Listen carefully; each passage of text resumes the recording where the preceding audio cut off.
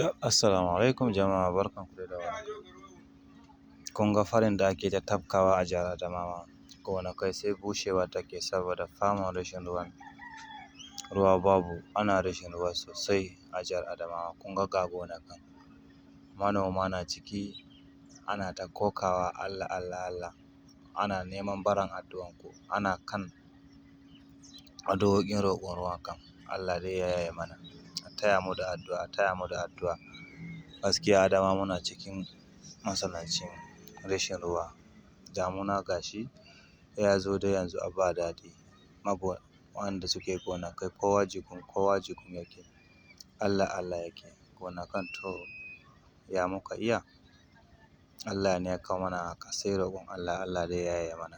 Ga yadda ƙasan kuma a rikice take, ga rashin ruwan banan kuma, in dai haka kam ina za a sa kanmu? Allah dai ya kawo mana sauƙi, ya Allah.